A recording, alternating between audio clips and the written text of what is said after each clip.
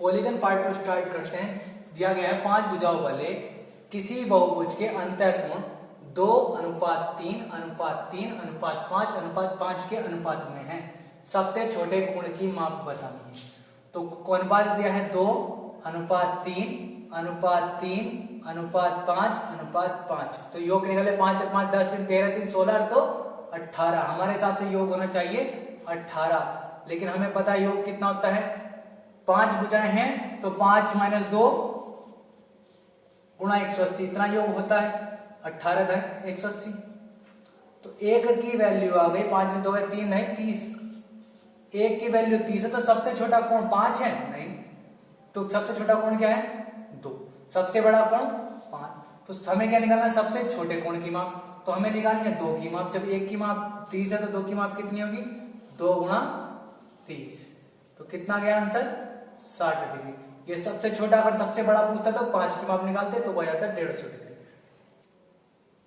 किसी बहुभुज के अंतःकोण और बाह्य कोण का अनुपात रखा 4:1 और भुजाओं की संख्या पूछी है। आई और ई का अगर हम अनुपात निकालें तो आई और ई का अनुपात होता है n-2:2। ये हमें दिया है 4:1। यहां होना कितना चाहिए था 2, है कितना 1, तो इसे 2 बनाने के लिए 2 से गुणा कर दें तो ये 2 तो ये 8 हो जाएगा।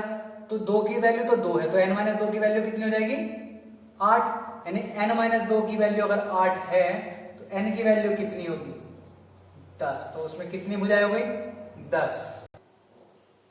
किसी बहुभुज के अंतः और बाह्य कोणों का अनुपात 3:1 है।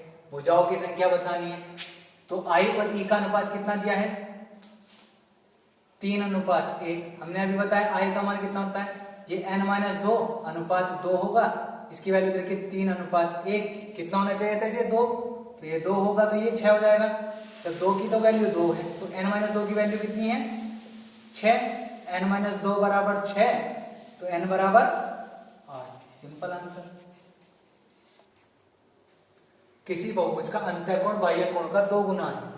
भुजाओं की संख्या ज्ञात करनी है। अंतःकोण जो आई ई का 2 गुना है। अगर ई मेरा 1 है तो अंतःकोण कितना होगा 2। अभी मैंने बताया इनका अनुपात होना चाहिए n-2:2। ये 1 है, 1 को 2 बनाने के लिए 2 से गुणा करनी पड़ी, 2 से गुणा की तो 2 हो गया, ये हो जाएगा 4। n-2 की वैल्यू कितनी है 4। n-2 बराबर 4 तो n बराबर 6। इसका दूसरा तरीका भी कर सकते हैं।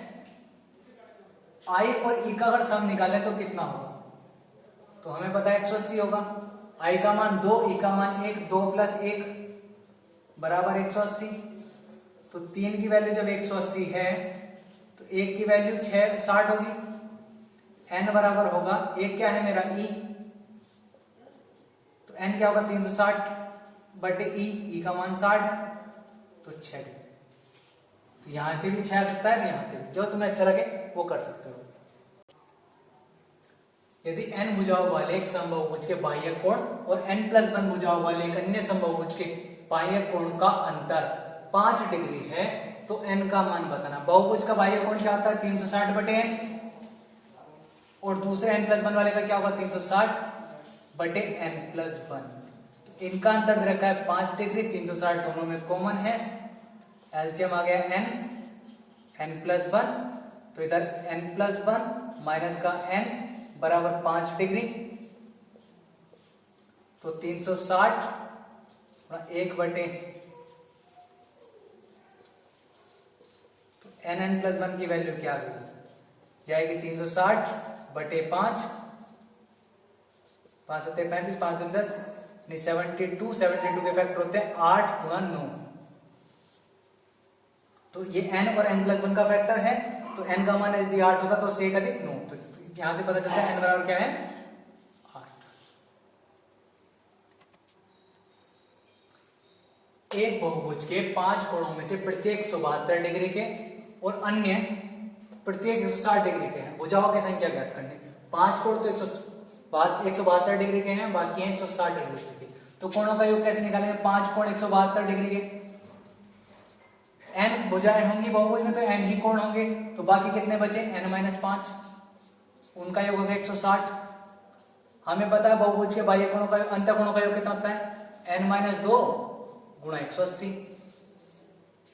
तो ये हो गया या 860 160n minus 800 360 sorry 180n minus 360। तो ये अगर 60n 60 प्लस 160n बराबर 180 n माइनस 360। तो माइनस का 360 इधर जा रहा है, प्लस का इधर जाएगा, तो हो जाएगा हमारा 60 प्लस 360 बराबर 180n माइनस 160n। तो हमें बचा 20n बराबर 420 और n बराबर आएगा 420 बटे 20 21। ठीक है। वह माप कौन सा है जो किसी समबाहुभुज के प्रत्येक आंतरिक कोण का माप कभी नहीं हो सकता? और इसके ऑप्शन दिए गए हैं 150, 75, 120 और 160।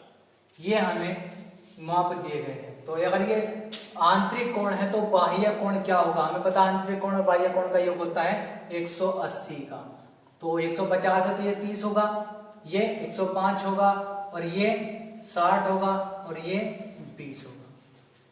तो हमें पता है कि अगर भुजाओं की संख्या जो n होती है वो 360 बटे e होती है। जब 360 बटे e होगी तो 30 से 360 कट सकता है, तो ये तो होगा। 60 से 360 कट सकता है, ये भी होगा। 20 से 360 भी कट सकता है, ये भी होगा। लेकिन 105 से 360 नहीं कटेगा। अगर हम देखें 360 बटे 105 तो ये 72 और ये 21, 24 7, आगे को कटा ही नहीं। 24 बटे 7 कोई पूर्ण संख्या नहीं है, तो ये भुजाएं नहीं हो सकती, अर्थात ये मान आंसर हो। आप सभी आज ये बहुभुज की क्लास कंप्लीट हो चुकी है। आप सभी से अनुरोध है कि इस क्लास को ज्यादा से ज्यादा लाइक करें, शेयर करें, कमेंट करें। कमेंट जरूर करें, कमेंट सेक्शन में सभी छात्र कमेंट करें, बताएं कि आपके सजेशन क्या है, आप वीडियो में क्या क्या सुधार की जरूरत है। मैं भी सुधार लाने की कोशिश करूंगा और आपने पढ़ाई चालू रखी।